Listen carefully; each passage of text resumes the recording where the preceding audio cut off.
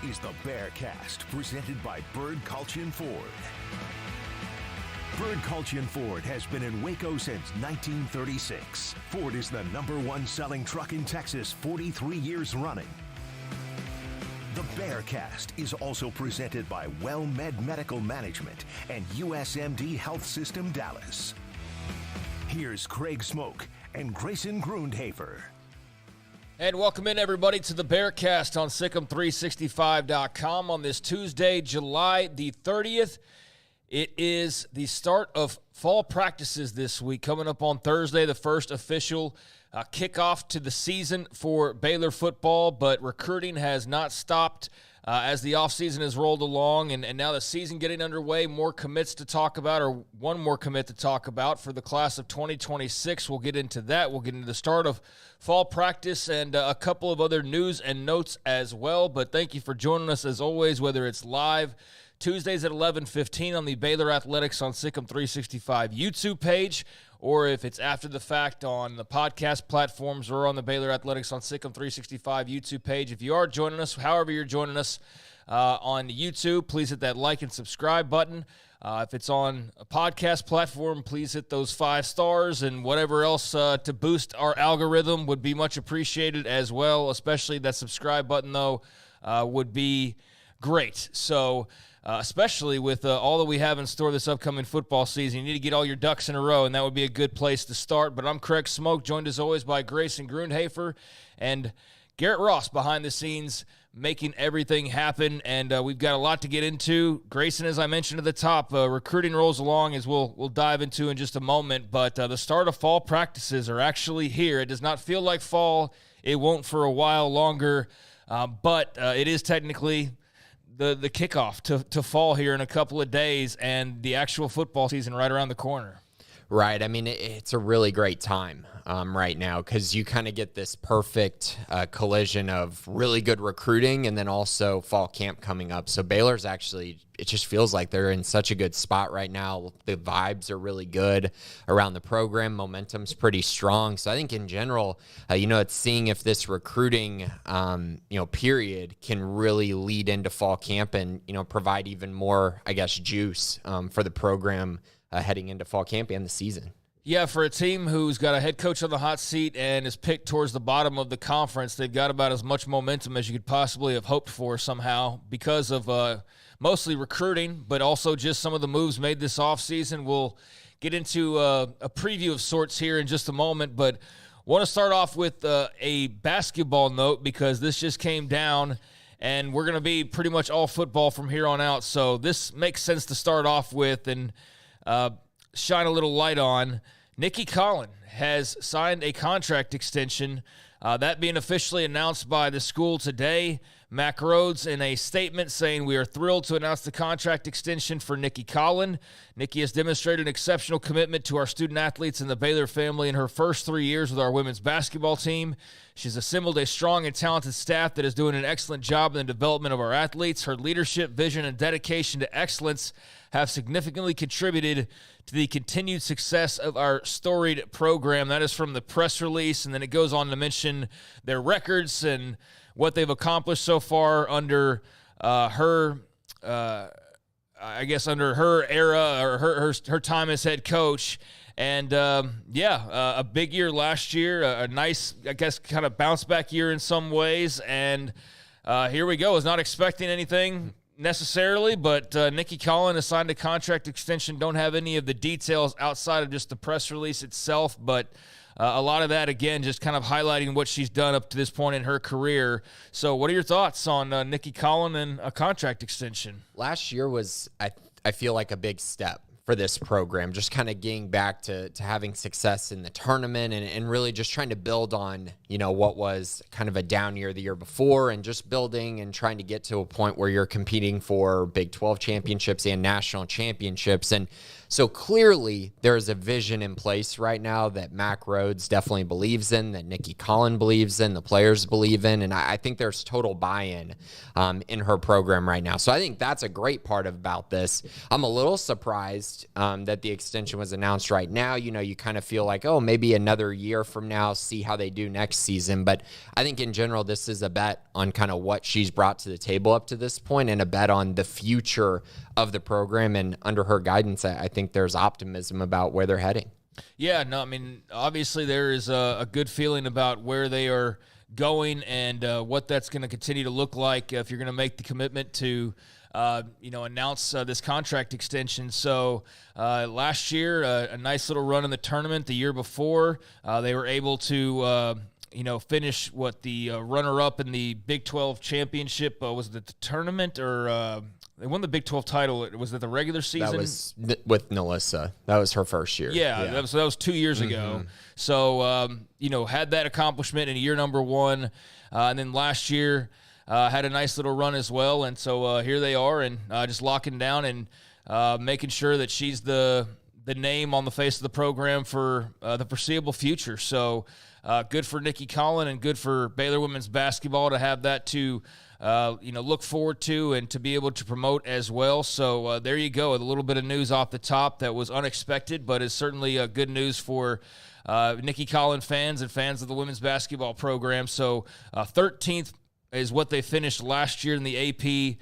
26-8, the final record in the 2023-2024 season. So now looking to build off of that and see where they can take it. But 24th Big 12 title in 2022. So she's got that under her belt, and I think that kind of gets lost. That's why I'm almost like talking about it like, did that happen? Because it's like, it's almost foggy in my memory. But that was just 2 years ago. So yeah, that's how it started. It just seems like that was so long ago already, but right. No, not that long ago. I think it was more so just because I believe they were upset, by South Dakota that year. Early. So you kind of miss out on advancing in the tournament. And it definitely had the whole Mulkey transition, and there's just a bad taste in people's mouths with that, and then you don't go deep in the tournament. And two straight second-round exits in the tournament, and then this past year they really broke through. And honestly, we talked about on the Bearcast, I mean, they had a great chance to beat USC in that Sweet 16 game. They were in that game. That was actually a really entertaining, really fun game, and it really just speaks to kind of,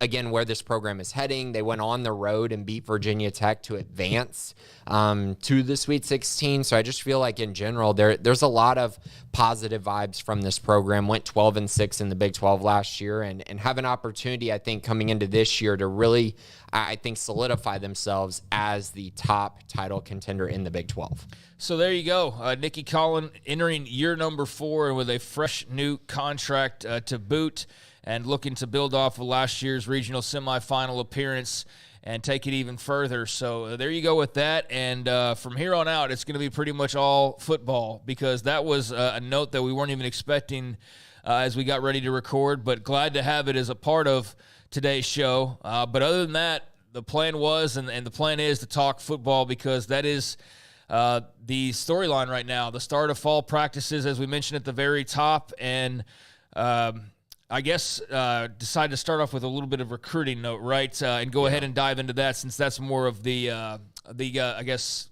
fresh news. And the big reason why fall camp is starting with such great momentum is not because of the season they had last year or even the last couple of years. It's been a tough couple of seasons for Dave Aranda and Baylor football, but they are on a heater right now in recruiting and able to add a new commit to the mix over the weekend for the class of 2026. So that is not who's going to sign this December and so on and so forth. It's the class that will sign 2 Decembers from now. So the class of 2025 is what we've been mostly talking about, and that's who will start to sign in December.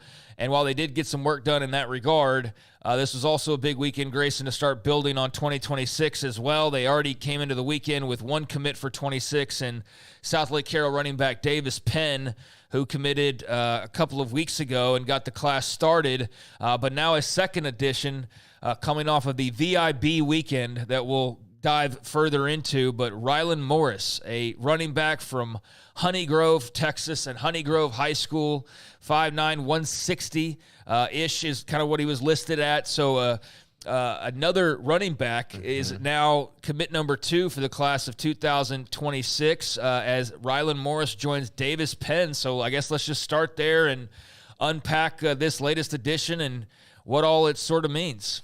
Right. So I guess the first place to start here is, Rylan Morris is the 7th highest ranked commit Baylor's ever landed in its history. I mean, that is the kind of prospect we're talking about here. The offers: Oregon, Oklahoma, TCU, USC, Miami, SMU. Lots of really good offers. I mean, this is a very, again, highly rated prospect, and he gives Keenan Hall the 3rd consensus 4-star running back he has landed since coming to the Baylor program. I believe Davis Penn is a 4-star quality running back as well, but he's currently not ranked that way. But Rylan is, just a monster, and he plays at a smaller school, but he puts up massive numbers. I mean, he ran for over 1,700 yards and 32 touchdowns last year, but he also played quarterback and threw for 888 yards and 10 touchdowns. That's a heck of a year, and that's a lot of production, and he really fits kind of what I think Keenan Hall is trying to build with his running back room, because he's very different than I believe all the guys that he's recruited in 2025, and then with Davis Penn as well. Those guys are versatile.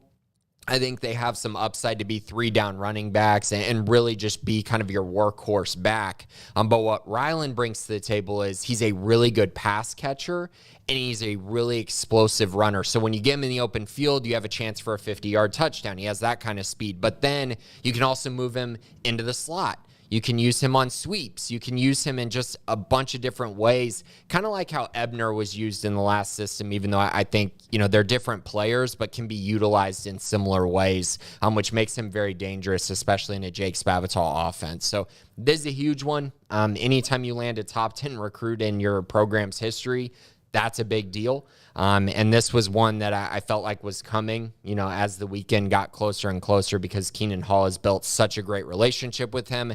And quick note on that, Keenan Hall was his first offer when he was at SMU. When he got to Baylor, his first offer was also to Rylan Morris. So he made him feel like a priority the entire time. Yeah, Keenan Hall has certainly turned out to be, on the recruiting front, an A++ hire. I don't think there's any question about that. We'll see how that translates to the football field here starting on Thursday. And, ultimately in the regular season is what's going to matter the most. But recruiting-wise, I don't know how much more you could ask for from Keenan Hall and just the impact that he has had. And bringing in yet another 4-star. Rylan Morris, as Grayson mentioned, I'll just return to it, though, because people get obsessed with offers.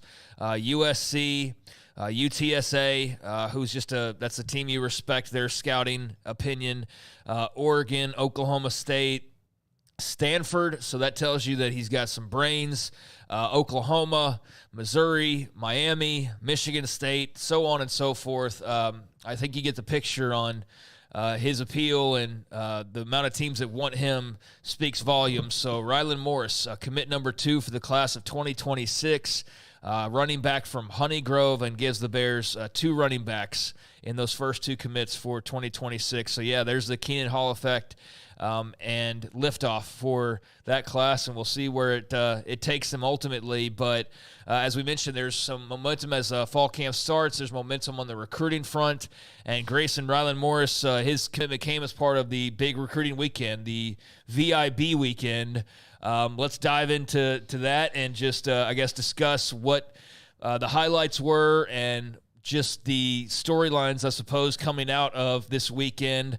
Not a bunch of commits to have to go over, but they've already filled up a good portion of this 2025 class, and this is also about, as we mentioned, laying roots for 2026 and so forth. So what's the breakdown for the folks out there that want to know about VIB weekend? Right, so VIB stands for Very Important Bears. It's a junior day, but they also had basically the entire 2025 class on campus as well, which was awesome. I mean, those guys came in and recruited, whether it was 2025 prospects or 2026 prospects. They really gave all of those uncommitted guys, I think, a great feeling about the Baylor program. I mean, when you see this kind of momentum, that's awesome. And to see, all these rankings and to see these high profile guys commit to Baylor, but then when you actually get to talk to them on campus, I think you really get more insight into why they chose Baylor, and I think that really stood out to a lot of the 2026 prospects who Baylor's targeting. So I guess I'll just start with, I went to camp early in the morning, and I'm,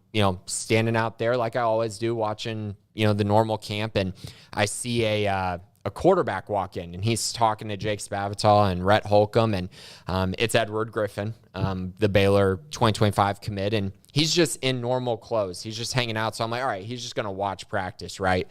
About 25 minutes goes later, he goes over and grabs a shirt for camp and puts it on, and he goes out there and competes at camp throughout the day, which was fun to see. I haven't gotten to see him throw in person. That was really encouraging to see. He looked really good, was very sharp. He had limited reps because a little bit later in the day, he actually had I guess you'd call it a private workout with Ashton Jones and Ja'Cory Watson, two wide receiver commits in the class. So they got to kind of get to know each other better and have a workout together. So I felt like that was pretty cool.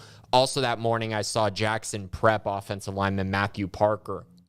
He showed up at camp, did not compete in camp, but was walking around talking to the staff. Seemed like he was having a great time. Followed Mason Miller around the entire practice, and they talked, and they really just, I think you could just tell that Matthew Parker was having a good time, which this is his second time on campus. He took an official visit in June, and so he's a guy was committed to Vanderbilt. He actually decommitted yesterday, and he's a guy who's a big-time target for Baylor on the offensive line, and a guy who, again, went to camp, was there all day, and then he went to VIB day right after. So he's definitely a priority target. And then the final quick note just to start things off here, Cy Falls linebacker Caleb Burns and Texas Tech commit Caleb Burns. I also found out that he was taking a visit to Baylor kind of the day before heading into the morning. And so he ends up on campus. He goes to VIB day. We actually had him in the studio as well. I mean, he's certainly a big-time flip target for this Baylor staff, for Jamar Chaney, as they really try to build out that linebacker core, in which they only have one commit right now, and it's Trent Spence. They need to take at least two. They might take more than that. But Caleb Burns has been a major target even after he picked Tech earlier in June. Baylor's continued to recruit him, and that consistency might pay off. Yeah, I remember when he committed to Tech. I mean, it was down to them and Baylor, right? And that was SMU a little bit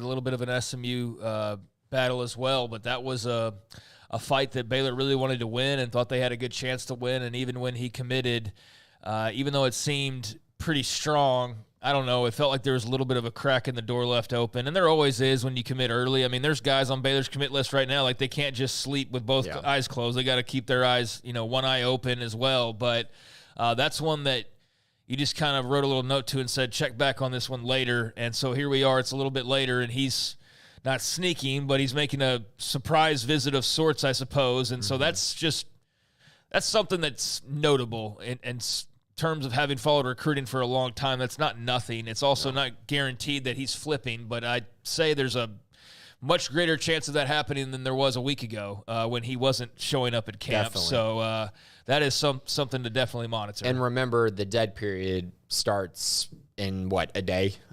2 days. So this was his last visit before fall camp and before football season. So literally it feels very much like, I need to go see Baylor one more time so that I can, figure out my decision, solidify things before this season begins. I think he has plans to do that, which again, I think Baylor's in a great spot to potentially flip him. That was very notable because he's a guy who they've been in on since the very beginning. He's been a priority guy. I would probably say he's been the top priority at linebacker for 6 months now. So again, this is the guy they really wanted, and to pull him from Tech would be massive. Obviously, there's big rivalry type going on there and building there. Yeah, I think there's definitely some friendly competition between the two staffs, and certainly on the recruiting trail, I feel like Tech has probably felt like they've owned a lot more of the momentum here recently, and they got the win last year, whereas Aranda and them beat them up pretty good 2 years ago. They returned the favor last year. I think they're probably favored to be a better team this year, albeit not by much necessarily, because I think they're just in that same logjam of like, here's teams 4 through 16. You sort them out. However, I mean, really though, they're in the same group ultimately. They're not like neither one of them's in a tier to their own. So who knows how that turns out? But yeah, I mean, there's definitely friendly competition and rivalry there. And so this is a guy who I think we're gonna see somebody feel really good at the end of this thing with whoever gets their hand raised here. Right now, Tech has that win, but obviously Baylor's making things interesting. Yeah, they definitely are. There's quite a few other flip candidates that Baylor's looking at right now, but you got to check out the premium side for some more information on that. Let's talk a little bit about, I guess, quickly on the 2025 guys. Michael Turner and Taz Williams are recruiting at a very high level for Baylor right now. These 2 4-star commits that they have, Turner, a running back out of Richland, Taz Williams, a wide receiver out of Red Oak. These 2 guys feel like they are putting in a lot of work right now, whether it's for, Caleb Burns or other guys on the recruiting trail, potential flip guys. They have been recruiting very, very hard. So just wanted to give them a shout out. The whole class is really doing an awesome job. And I think when you see the kind of momentum that they've built, it really speaks to that.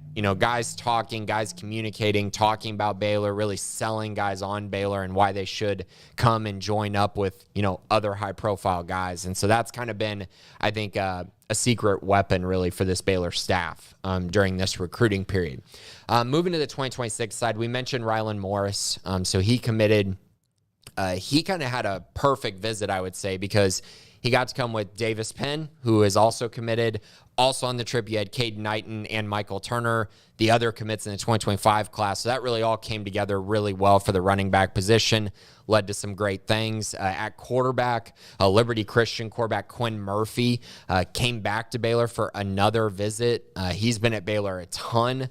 3 times in the last 4 months, he has been in Waco. And so I think right now he feels like the guy that's probably going to be it feels like he is a top target for them at the quarterback position. They had 2 other quarterbacks on campus as well, but it just feels like things are trending towards Quinn potentially being the quarterback in the 2026 class. So I think they made up some nice ground there and continue to really build on what I feel like has been a lead that they've had for a while. So it'd be nice to have a 4-star quarterback like that in the fold. So he went from Austin Regents to Argyle Liberty Christian, right? Yeah, which is where Jason Witten coaches, and they're building a very elite program there. Yeah, well, big season last year. I mean, 3,000 yards, 52 touchdowns, 8 interceptions at Austin Regents.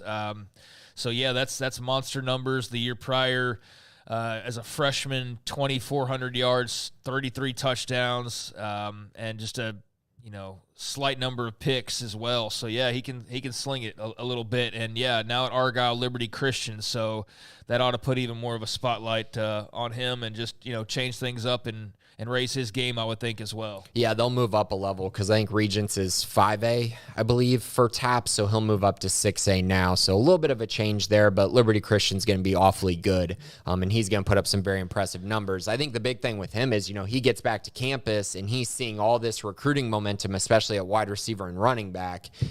That's very appealing. And then he comes on campus for the 2026 class, and it's like, oh, Rylan Morris committed. Davis Penn is already committed. So there's 2 running back commits already. So there's 2 playmakers for the offense. And then also when you look at the wide receiver position, you got Red Oak wide receiver Braden Robinson, who's a 4-star prospect, University wide receiver London Smith, who's also a 4-star prospect. And might be one of the more offered guys in Waco in the last 5-10 years, probably. I mean, he's got Oregon, U.S., like everybody's offered him at this point. And Alabama. So he comes on campus, and those 2 guys are here too, and it's like, this is getting intriguing. You know what I mean? When you're starting to see all this talent come to Waco, and y'all are all around each other and talking and, figuring out, what these guys are going to do, what their thoughts are on Baylor. And so, I mean, it's allowing the Bears to get off to a really, really strong start for the 2026 class, especially on the offensive side of the ball. How much do you think all this hinges on winning this year? Like, I mean, pretty much all of it. Yeah. I mean, because if you have a coaching change, I think whoever the coaching staff that would come in, I don't think they're going to hang on to the whole class. I think that's unrealistic to expect. They're going to lose a lot if they do have to go to a new staff. That's not to say that a new staff wouldn't be able to recruit well, but it might not be the same guys, right? And so, yeah, I mean, they all know this too, right? Like Dave Aranda has to come out here and prove that not only can he win off the field with recruiting, but he can win on the field in the win-loss column. So, yeah, I mean, I would say pretty much all of it hangs on them having success this year. Yeah, and I don't mean to be so blunt about it, but it's just like it is all trending very positive, but it just kind of bring back down to earth a little bit of like, but they got to win this year to keep this all going. I mean, it's all great, but I mean, how many commits have we celebrated that never signed, and it turned out completely different. So just reeling it in a little bit because, man, it's exciting. It's hard not to get kind of carried away with the recruiting part of it, but you also do need to like a little nudge of like, yeah, it's all great, but just a reminder, and I know everybody out there who follows Baylor knows what the hot seat looks like right now, but yeah, they gotta go out and win games, and that's going to be the most important thing here starting on Thursday. Yeah, and the commits believe in that vision, though. They believe that Baylor is going to be really good this year. Well, that's also why I ask, because like, what's their level? I mean, because they're also young guys, and you just never know of like, oh, this is cool. Like, how aware are they of the situation? And so that's also why I ask is just, okay, yeah, they're mindful of, like, where we are with all this whole. Yeah, and I think that's a big credit to Dave Aranda. He is, I mean, literally, I think pretty much every commit has mentioned that when they had that, they all basically had that conversation with Aranda. And I think he's been very honest and truthful about it, but also very honest and truthful about the vision of the program and the direction that they are heading and the reasons why they struggled last year and the reasons why they're not going to this year. You know what I mean? So there's a belief there. And again, when you tell the truth very, very often, you're going to get kids to believe you. And he's been telling the truth throughout the entire recruiting process. And now it's just about putting the results on the field. And if they do that, I think they're going to keep pretty much all of this class together. And really, then you'll start to see a very, big swell of momentum, I would say, if they can get to that point. Yeah, I mean, there's a rising tide for sure. And there's a lot of momentum building. And I'm very excited about where it could potentially all go. But, just I'm wondering that because of just the situation itself and just kind of the uncertainty of it all, and you're building all the success, but it's also like, all right, well, what happens if, and hopefully it doesn't get to that point, but yeah, I mean, it's also why I ask is to hear that, Aranda's addressing it and they're taking it head on, and it's not something they're avoiding or pretending is like not out there. It's like it's all out there in the open and clear. That's good to know that everybody's just got that healthy communication going on, and despite that, everybody's buying in. I think that just speaks more to the strength of the class, of that there is that element. It's not like he's Kirby Smart and he's not going anywhere no matter what for 10 years. And it's easy to have momentum in that situation. It's even more impressive when you're having it in spite of having to deal with a lot of other potential adversity. So, yeah, that's a good thing to make mention of. I was curious about this as well. How much are they showing off of the new football facility? Not because much I saw the email come in about Meet the Bears, and it mentions that people are going to be able to go in and see, the facility. I guess it's going to be, I don't know how that's going to be all set up, but we're going to get glimpses of it and whatnot. Mm-hmm. So I was wondering about that as well. So the one thing that I think was able to be viewed is kind of what the weight room is going to look like, because it's on the bottom level. So I think you can kind of see the space, if that makes sense. But outside of that, there weren't tours this weekend. There wasn't anything super substantial. I know recruits can't wait for that. Everyone is very excited about it. Baylor is really using that to their advantage right now as well. And they're going to use it a lot, I think, as you kind of move forward into the season. I think you're going to see a lot of high-profile targets visit Baylor to see the facility, which, I mean, people can say, oh, it's just to see the facility. But, hey, getting guys on campus any way that you can is a huge deal, especially when you're trying to recruit, top 100 players in the country. Yeah, certainly, and especially when it's such an upgrade from what you have had for the last however many years. I mean, decade plus, you've had pretty much the same facilities, and now it's going to be not just different, but drastically different and brand new. And we saw some of the reaction to the basketball facilities last week. Even a big shout out to Ashley Hodge and everybody who was a part of the interview with Jeremy Roach in here just a few days ago. And he's coming over from a program like Duke basketball, and he's talking about how incredible the Baylor basketball facilities are in comparison. And you just expect it's like Duke, right? They've got the best of the best, but it's like, no, this stuff is even better, if not, or as good, if not better here. And so if he's saying that from a Duke basketball perspective, I'm curious of what the reaction is going to be to the football facilities. And so to see that little note in I guess it's the Meet the Bears event. We had talked about that, I think, a little bit last week. Just haven't had many updates, and so that's on track, it appears. Yeah, and I heard the one thing I did hear was that the Sky Bridge is something really cool. That feature is actually going to be something that I think a lot of people will be big fans of. Obviously, it leads you into the indoor, and then it leads you into the weight room. So it kind of goes. That's the two ways that it ends up. I'm excited to see it because just the skeleton of it was. I mean, it was completely different being out there versus what it was like before because it's a whole building that just wasn't even there. It was just the indoor and grass and a little bit of the river. And now it's like this L-shaped building that includes the indoor that blocks it in a bit more. And there's just a little bit more of a space to see McLean Stadium, but it's more contained and more of like a compound almost. Right. And so just seeing the skeleton of it, it's going to be amazing, especially that Sky Bridge and the indoor and all of that. So I'm very excited. But, yeah, let's continue on. We've addressed just kind of the feel around the program, and everybody's aware of the situation, but they're all bought in and believing that it's on the uptick. Got the facility that they haven't debuted yet, but they've still got that bad boy to unleash. And so let's continue on now with I guess some of the other notes that you had on just this weekend, VIB weekend, that turned out to be quite lucrative with one commit, but also perhaps more coming out of this weekend. Right. I mean, I think right now kind of the important thing is, they were able to get a lot of their top targets at multiple positions, whether it was cornerback, getting Jamarian Vincent, who's a Connolly prospect. He was on campus. He's been a big-time target for them. He's a 4-star prospect, another local kid. And they haven't had a ton of great success with Waco guys here lately. And there were a few. I mean, university safety, Devontre Kirkland is another one. I mean, there are a lot of really good prospects in the area right now that Baylor's, really trying to put some work in for. Tell you, man, London Smith's got, again, I said it a little while ago, he's got about as impressive as an offer list, and I'm talking about Parrish Cobb, and I mean, name the guys that you want to name from Waco,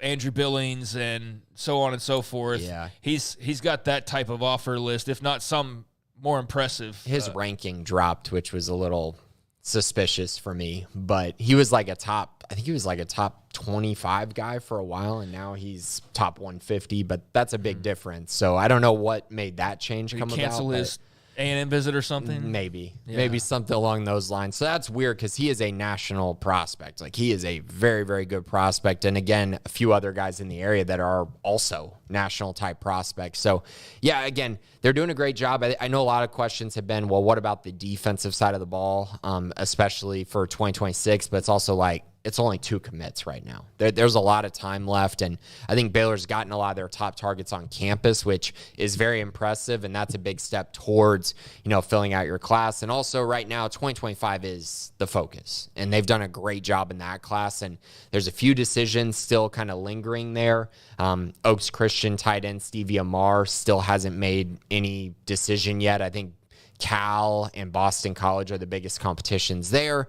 Jaden Sanders is going to make his decision on August 10th. I believe that's going to be between Michigan, TCU, and Baylor.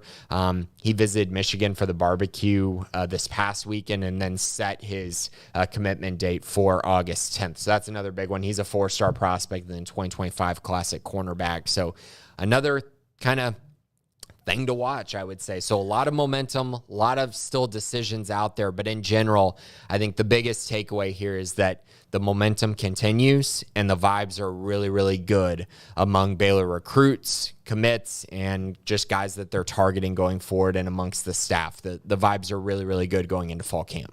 Well, it's been a pretty successful summer. I think that's fair to say. Numerous 4-stars joining the fold for the 2025 and now 2026 class. A lot of momentum filling up in 25, getting 26 started now with their second pledge there with Rylan Morris from Honey Grove up in the Northeast Texas area.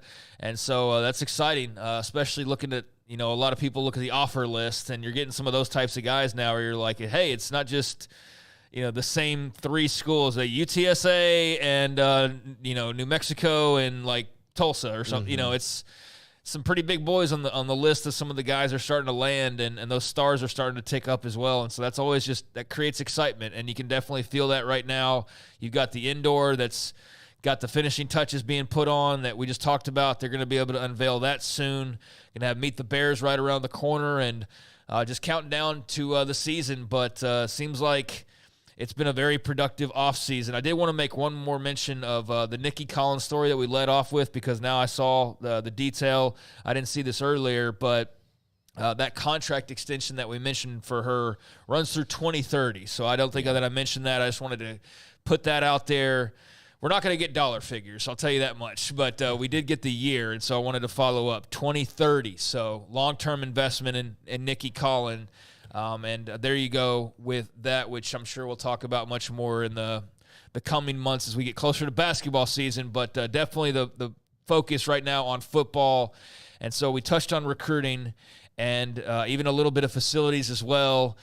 We've talked uniforms this offseason. We've talked, every little change they could make. The coaching staff, whether it was willingly or unwillingly because guys got other opportunities and decided to leave, or you decided to make changes, the staff has been shaken up.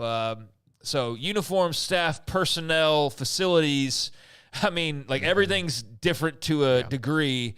Will all this matter in the long run? You sure hope so, because you want this all to take off and see where it can go, especially when it feels as good as it does right now. But that will ultimately come down to winning football games, of course. That's the name of the game at the end of the day in big-time college athletics. And so what do we think of these Baylor Bears, and are they going to win some football games this fall? We're going to start finding out a bit more on Thursday, Grayson. So I guess let's just kind of dive in and preview this unofficially of sorts. We'll obviously have our game week previews and all of that coming up here over the coming weeks, and that'll be exciting to start to get into a little bit. But I think the biggest question that remains right now, let's just start at the most important position, that's quarterback. That's the undecided storyline right now at the top of the heap when it comes to positions. Certainly there's some shuffling along the O-line and things like that will be figured out, but this is your main spot. This is your guy, your QB1. DeQuan Finn brought in a big investment. Sawyer Robertson the year before was a notable investment. Both guys have been handpicked to be the quarterback of the now and the future. They battled throughout the spring. Maybe even more so than people expected them to. I certainly don't think everybody was expecting to be near August and still not have a starter named. Some of that by design, of course. How long that lasts with a month to go is, I think, the big question mark right now. But quarterback, let's just start there. What are your thoughts as they break camp with Robertson and Finn, and a decision to be made here pretty soon? It really feels like it's going to be DeQuan Finn as the starting quarterback for Baylor. I think it should be DeQuan Finn. I've been pretty adamant about that for a while now. I think obviously the investment to get him to Baylor is key. I think the fact that, during spring camp, you're not, hitting the quarterback very much. And this guy's elite trait is what he does in the open field. And obviously you're not going to have your quarterback getting hit by linebackers and safeties running full speed very often in the spring. I think in the fall, when he's able to show that, I think that will ultimately be the difference in kind of their decision-making process here. What he can do outside the pocket is very impressive and something that I think separates him. But, he got on the Maxwell Award watch list this week as well. So he's, again, it just feels like everything's trending in that direction, whether it's, from national writers, from, what was said at Big 12 Media Days. It just really feels like things are trending towards him being the guy.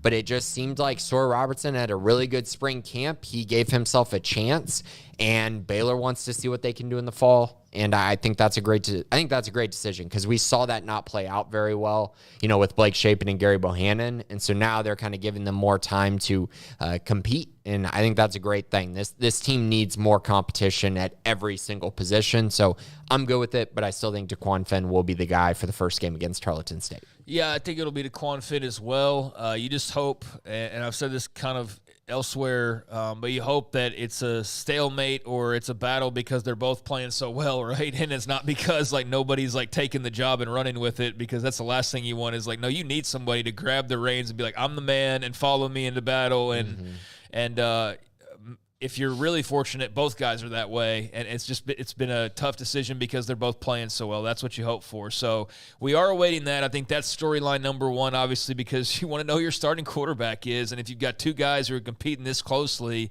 then that's something that can definitely spill over into the season. And do you have a rotation? No, probably not, but you got to ultimately decide what you're going to do. And so I'm just curious of within now and the kickoff to Tarleton State of when that possibly comes. Maybe it's in 2 days. Maybe they start off camp and they say, DeQuan's the man, we're kicking off practices, or maybe it lasts a couple more weeks. But regardless, that is definitely one of the top storylines to monitor. And so we wait on that decision there. Meanwhile, I guess you just want to kind of roll through the offense a little bit. Running back-wise, you're bringing back everybody. I mean, in full. You got Dominic Richardson back. Dawson Pendergrass was a good revelation last year. Richard Reese coming off of a year where, honestly, it was quite forgettable in regards to Richard Reese after a really good true freshman year. He was not really a part of the mix very much, if at all. Now, they couldn't run the ball, and that didn't help anybody. But he just seemed like he was brought in by a different staff or something almost. It was like a square peg in a round hole. And now that's a little bit different. I mean, he was brought to Big 12 Media Days.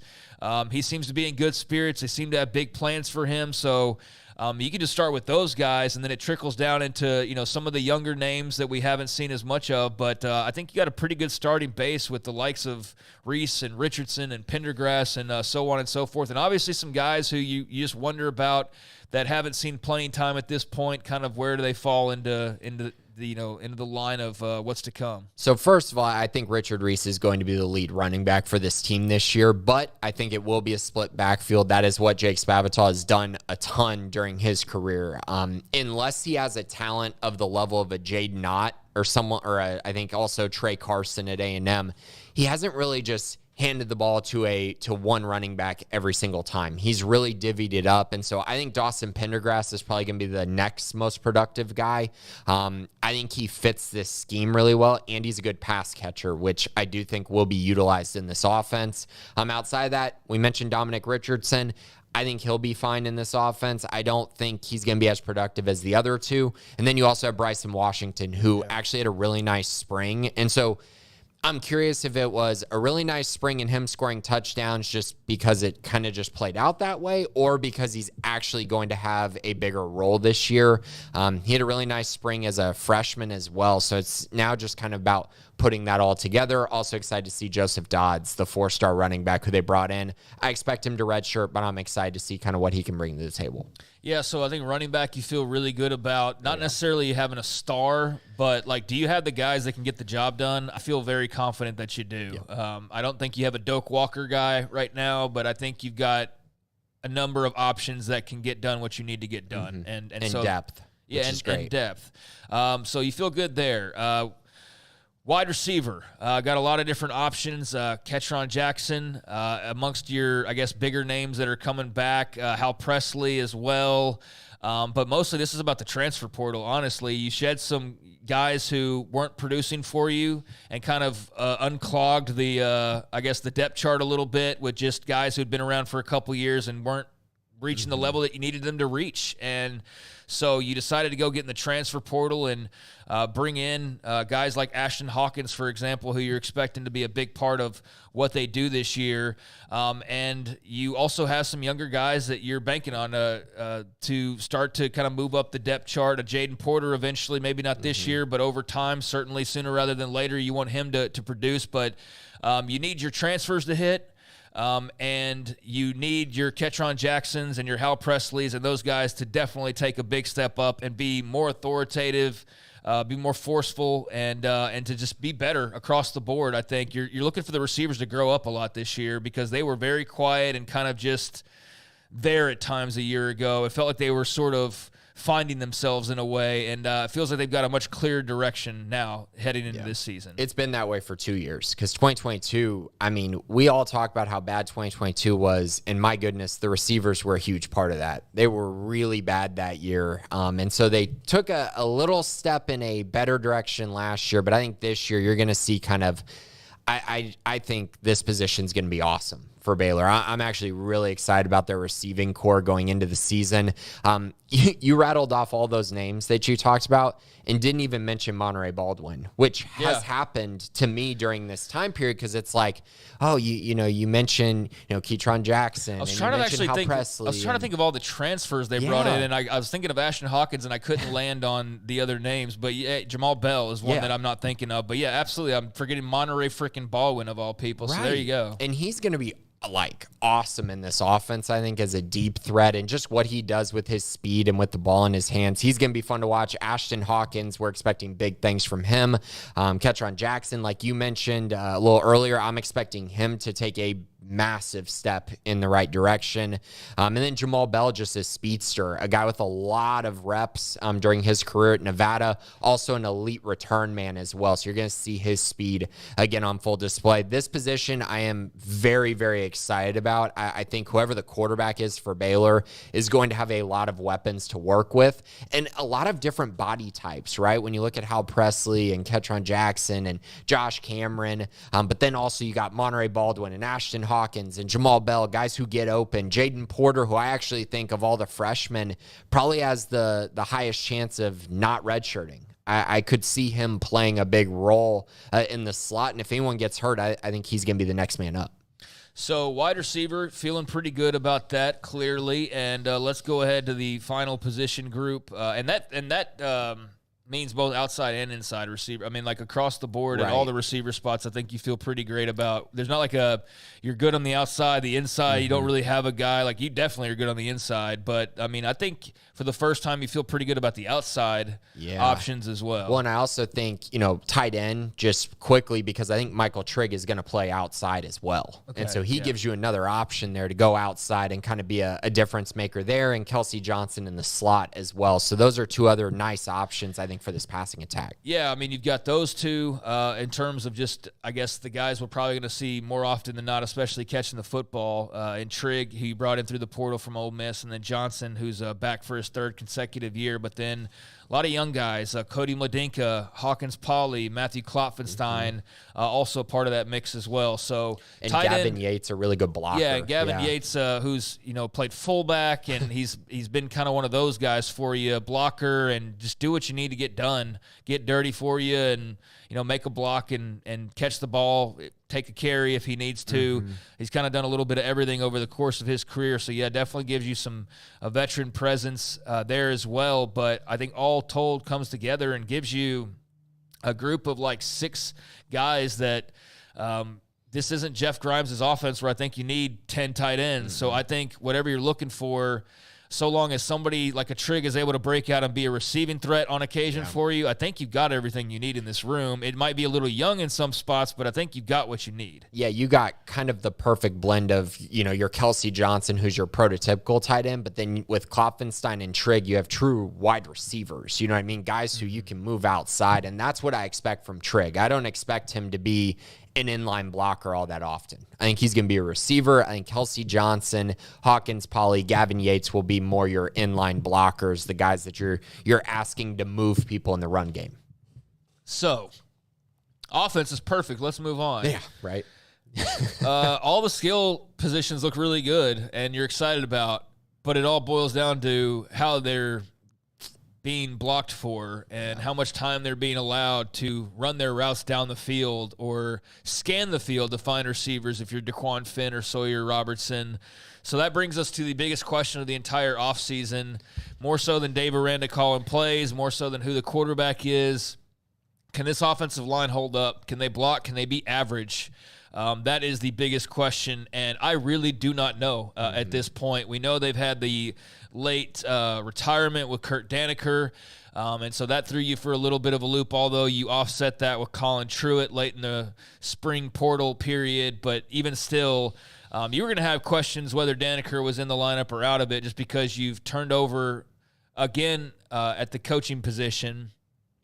For what, the third year in a row with a new coach? Third coach in less than a year. Yeah, is actually, because you had the hire that never even showed up on campus, who's now at Alabama, whose name I'm already forgetting. But that coming over from Jeff Grimes, you had now at Alabama guy, who I'm not saying that disrespectfully. Chris Kapilovich. Thank you, Yeah. Chris Kapilovich. It was a cup of coffee, he came and went. And then now Mason Miller. So you've had 3 coaches since the start of the year.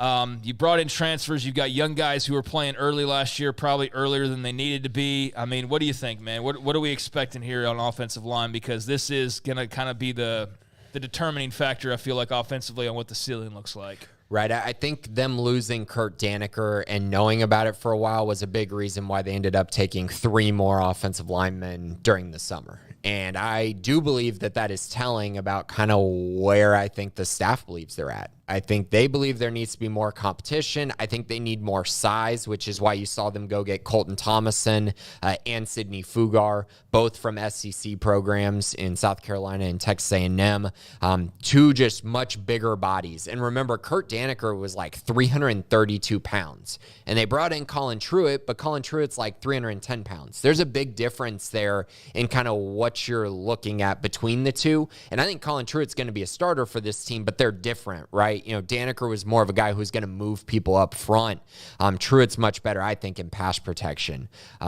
So you kind of have a weird dilemma there where it's like, okay, do we need bigger bodies up front? Do we need bigger bodies at guard? How are we going to kind of divvy this up? Do we think our tackles are good? I think Alvin Mebasele is going to be awesome for this team. And I mentioned him actually on our website as the breakout player of the year in my eyes for Baylor. Could have gone a number of ways, but I think he's going to take a massive step in the right direction.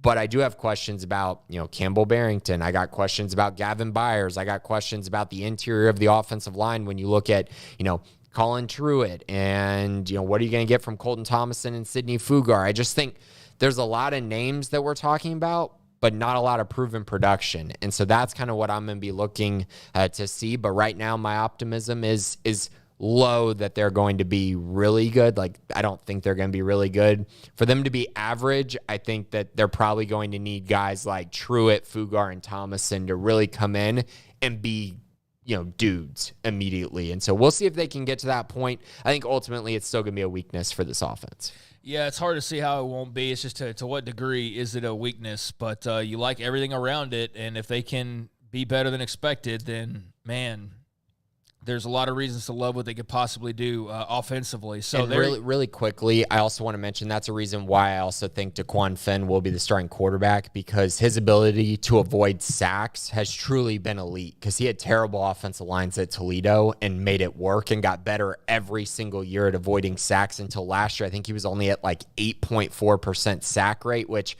if you want to compare that, both Sawyer Robertson and Blake Shapen were in the 20s percentage-wise. So that just kind of tells you the difference there in their ability to avoid pass rush. So on the other side of the football, defensively, been a lot of changes there as well. Starting on the D-line, had Dennis Johnson move on to go take a job with the Baltimore Ravens. Anoki Brechterfield comes in. You had Jamar Chaney come in as well. Matthew Pallage, no longer DC, other than in title only, but more just your safeties coach now. I guess working with special teams, I would imagine, as well. Dave Aranda, obviously much more influential, coaching linebackers in addition to being your play caller on defense. But as far as talent, what are they looking at? We know that they're going to have a lot of different looks. We know that they're going to have a lot of guys coming off the edge. We know they're going to kind of shake up how they've done things a little bit in terms of trying to create pressure on the quarterback and using some of what would be your jack guys or whatever, more of a hybrid defensive end linebacker of just, guys coming off the edge, like I said. Yeah. So you can kind of divvy this up how you want to, but defensive line-wise, you've got the likes of Cooper Lands coming back, Devontae Tizino, Brendan Bett, some of the young guys from Killeen there in Bett and Tizino. You've got Trey Wilson, another young guy. You've got then some older players, Tonga Lolahea, Trevin Maye. There's a collection of names, whether you're looking at nose tackle or D-end or however you want to situate them. And then you want to include, your Jack or whatever, your Garmin Randolphs, your Steve Linton's and those types of players that can be that hybrid that is also coming off and creating some chaos as well. So I guess just kind of grouping all those guys together, how would you, grade your feelings on what they look like up front defensively and as far as creating some pressure on the quarterback and being able to cover as well, do a little bit of everything? For pure defensive linemen, I think this is going to come down to whether it's a year too early or not, because I think there's big expectations for me on guys like Trey Wilson, Brendan Bett, Kyan Roberts-Day, Alex Foster, DK Kalu. Young. Like, and that's not to say I'm not, fully optimistic in Jackie Marshall, Cooper Lands, Linus Noel. Like, I think that group of three is probably going to be your best three defensive linemen. But I do think the upside really lies in those younger guys. And not so much that they can, I just think that if they don't perform well, the floor for this unit completely drops off. They need to have depth. They did not have that last year because I think they have the guys in the starting rotation to be really good. But if those younger guys don't take another step, then I think they're going to have some issues. I fully expect at least two of them to be very, very solid. And if they can get that, then I think they're going to be just fine on the interior of the defensive line. Now, on the flip side, when you talk about edge, I'm actually very optimistic about the edge position because I think when you bring in talents like Steve Linton and Jacquez Evans, talent who also have proven production, I think it pairs really nicely with Garmin Randolph, who has not been consistent. And so to have some more options there, I think is really, really intriguing. And so I think that group of three is going to be a really, really nice shift. They're going to get some pressure on the quarterback. So in general, I think I feel okay about the defensive line, but I do have questions about the depth when it comes to how old they are, especially on the interior. So we got about 20 minutes left, and I do want to get to some of the mailbag questions. So let's try to roll through these here. Linebacker, you got Matt Jones in the middle. You've got Kendrick Simpkins that you brought in as well to be, or not Kendrick Simpkins. Who am I thinking Keaton of? Thomas. Keaton Thomas. You brought in Keaton Thomas, who's a young guy as well in his own right, but very likable. Those are your starters. Beyond that, you've got a lot of questions about Carmelo Jones and Jeremy Evans and guys like that. But how do you feel about linebacker? I think now? a guy that hasn't been mentioned enough is Ra Dilworth. They got him from Eastern Carolina, kind of one of those just like super under the radar pickups that they had. And I think he's going to be a very nice addition. He's going to come in for certain packages, play some will linebacker at times, again, in certain looks that they try to provide. But I think he'll be a nice depth piece for them and play quite a few snaps. So I'm intrigued by him. And then I'm excited to see which young guy steps up. Is Jeremy Evans going to get on the field? Is Kylan Reed going to be a dude as a true freshman? Are we finally going to see it from Carmelo Jones or Josh White? I think those are questions that I'm still kind of looking at that position for the depth pieces. Yeah, I like the starters. I don't know much what to think about the depth beyond the starters. And Matt Jones, his last hurrah, hoping he can stay healthy and just give it all he's got. What a player. And I know it's been very up and down at times for him, but I think he's got his best left to show this year. And just a matter of, again, do they have the depth behind the starters to keep that position afloat? Cornerback, I think this is a room you feel really good about. Caden Jenkins, Tevin Williams, Chateau Reed, Isaiah Dunson back from injury. Snacks Johnson, Lorando Johnson back from Arkansas.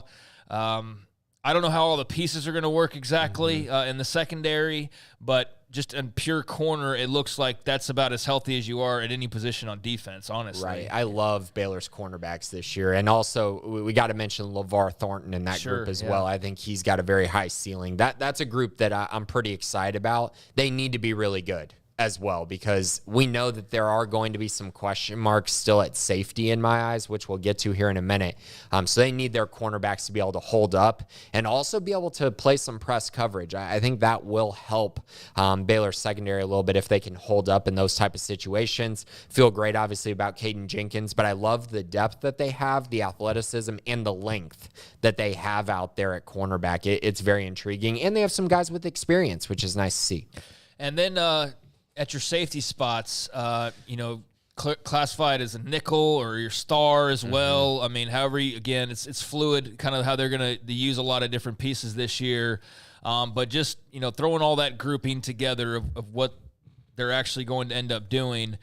You've got the Devons, Devin Lemire, Devin Bobby are a couple of your contributors coming back. DJ Coleman, Kendrick Simpkins you brought into the fold, Carl Williams the fourth, Corey Gordon, and they're not all playing the same position, obviously. They're spread over, star, nickel, free safety, strong safety, what have you. But I don't know. Do you have a good feel of how they're going to kind of spread the love here? And do you like the depth? I mean, I think safety's a much more of a question mark than corner, obviously. And one of the bigger question marks maybe on the team, although there's a lot of familiar faces returning. I think it's probably my biggest question mark on the defense, actually, which is kind of surprising, I feel like, because you return 2 starters in Devin Lemire and Devin Bobby, but both those guys need to have better years than they had a year ago. I felt like both of them took a step back from what they did in 2022. So if they can get back to playing like that, I think that would be huge for them. I think DJ Coleman has very high upside, so I think he's going to be kind of your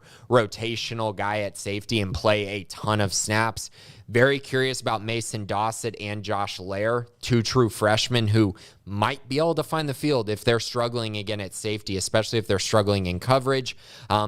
And then you also mentioned, Kendrick Simpkins kind of being that pass rusher and guy who will line up close to the line of scrimmage and create havoc in the backfield. That's what you brought him in for. But I think of all the guys, I think their best guy at safety this year is going to be Carl Williams. I think he's going to play kind of multiple different positions. They're going to move him around a ton.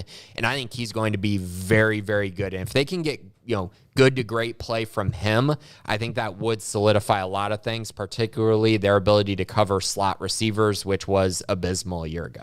Yeah, there's a lot of upside here. It's just a lot of unknown. Even though we have seen some of these guys quite a bit, it's a matter of can they take their game to a different level this year. I think it's particularly with the Devons. You're like, hey, can you be better, and can the young guys come along and be better, and can you just all tides, or all, what is it, strong tide lift all boats, or something like, I don't know what I'm looking for there, but can you all play off each other and make each other better is going to be a big key for the safety room. But there's some talent there. There's a lot of questions, though, for sure. And if that's your biggest concern outside of, like, O-line, I wouldn't fault you for that whatsoever. I think that's probably the case for quite a few folks.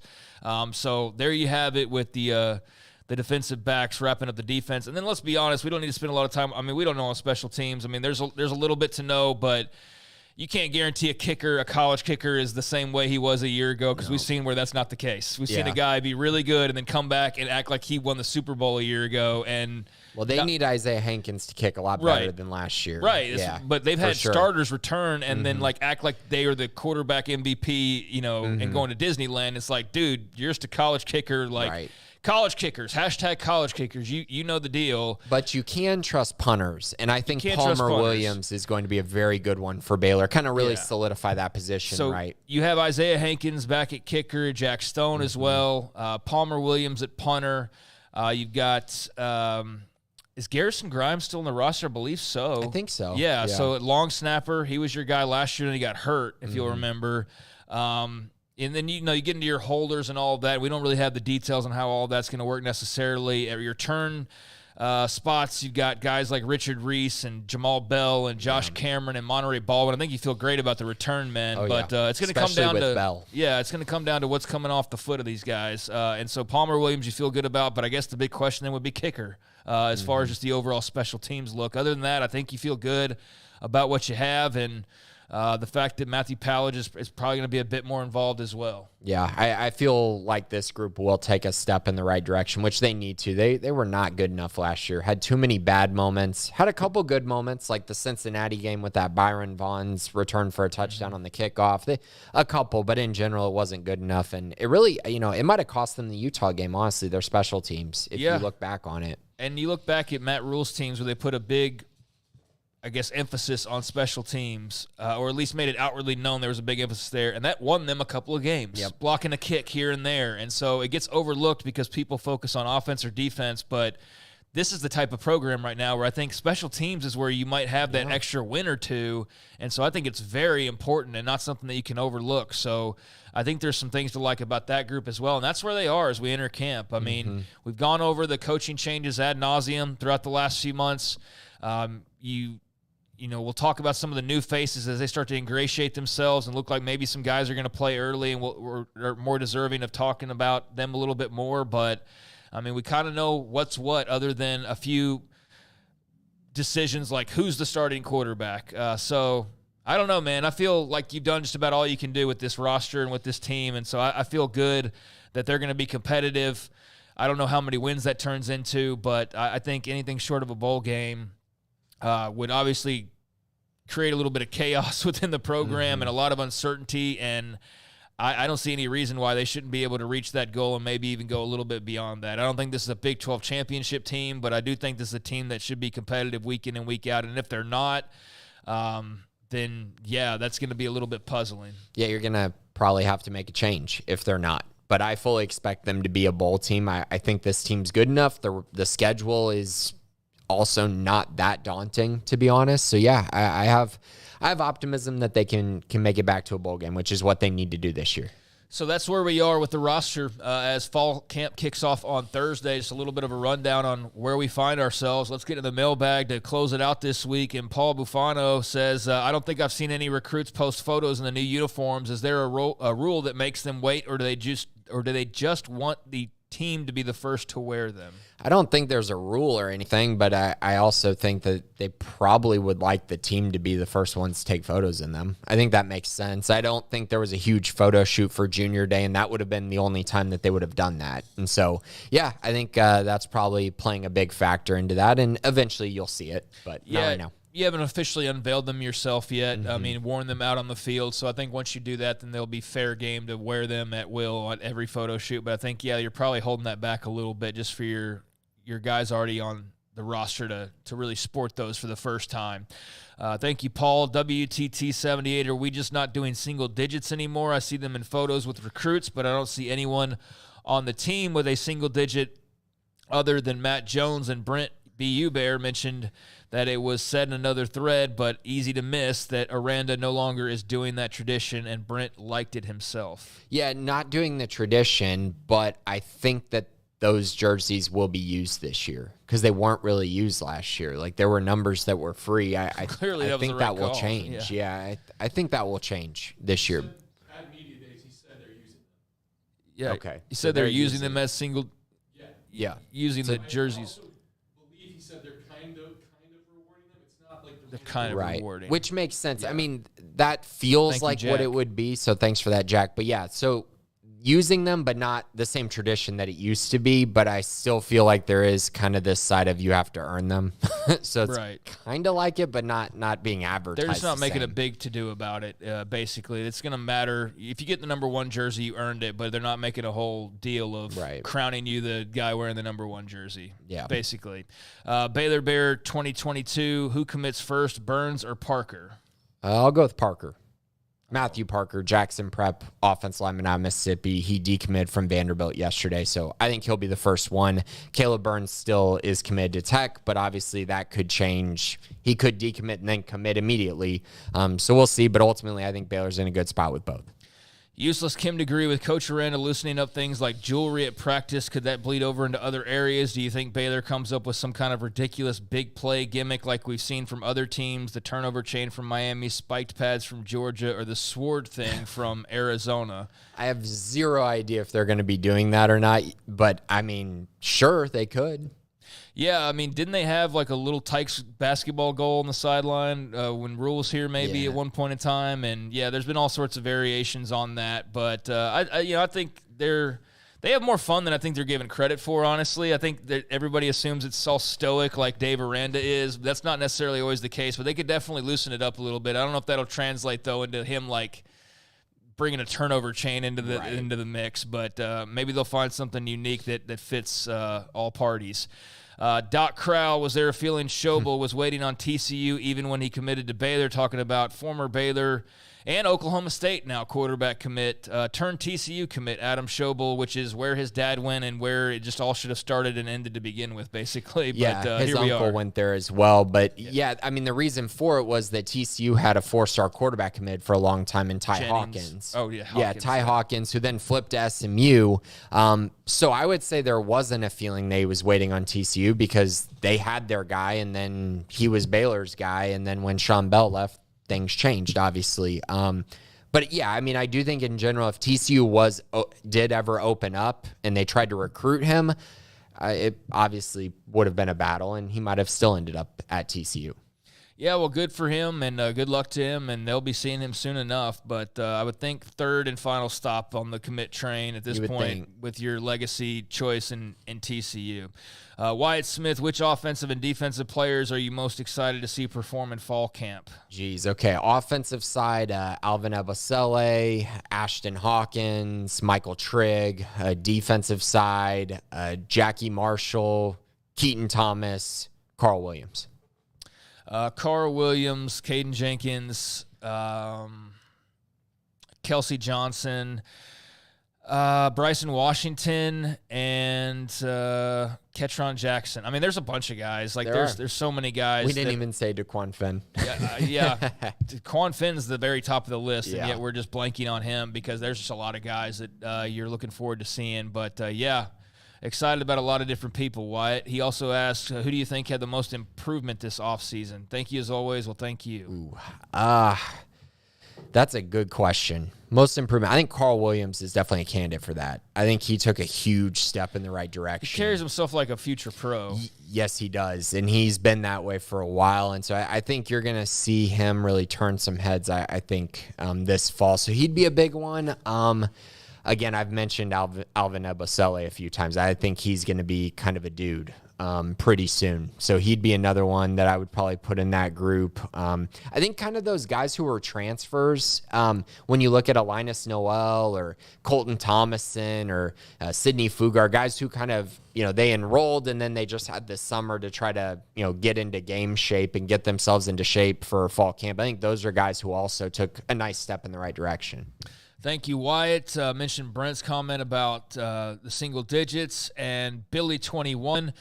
Jonah Williams, safety out of Galveston, sitting out there with 5 stars. Is Baylor pursuing him? Undoubtedly outstanding safety. Sic'Em Bears get the best. I mean, it would be great if Baylor could land him, but no, I do not see that one happening. And Baylor, from what I know, just talking to Jonah, I don't think Baylor's been in contact with him in the recent days, I guess you'd say. Yeah, it's been a while. Is he a Texas A&M kind of prospect? Oregon, Alabama, that kind of deal? Like it's everyone. Yeah, he's a highly rated guy. 5-star guy, yes. Yeah. That's interesting. You don't see a lot of Galveston 5-stars, do you? Like, I don't feel like you do. So that's very unique for Jonah Williams. So, yeah, Billy, wish we had better news there, but who knows? Go undefeated and win the Big 12 and get in the playoff and see what can happen. But, no, it doesn't sound like there's much there to talk about at all. Travis Roeder from the staff. Craig, loved your answer today about getting back to having fun. We sat next to one another in the press box against Texas last year against Tech last year. And I remember at halftime just talking about how bored we were. Let's hope for none of that this fall. Well, thank you, Travis. And that was in regards to the article we had about the biggest, the storyline? Was it storyline or successful season? Oh, yeah. What would constitute a successful season? That was the one that we had today.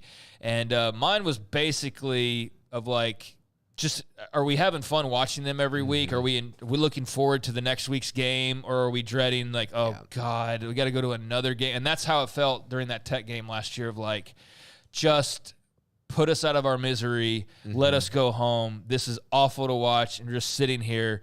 And that's what Travis is referring to, because that's when, like, that was one of the low points for sure, getting your head kicked in by Texas Tech. So there was a lot of that last year, like a lot of that, almost every week. And you were like, oh my God, there's 4 weeks left. Like, let's get to the offseason.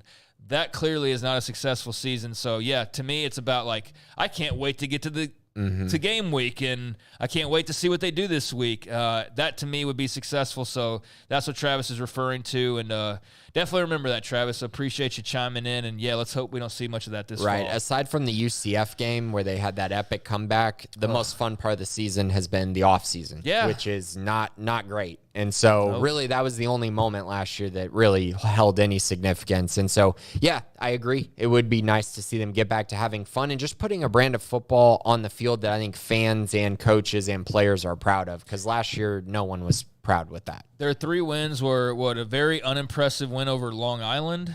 Yeah. Or was that Albany or whatever? Long team? Island in the rainy. Luckily, see the rain. Yeah, the Long Island game that we all whatever. And then you had the epic comeback against UCF that you had no business winning that game. And then you barely beat Cincinnati up in Cincinnati in a game that you very easily could have lost. And those were your 3 wins.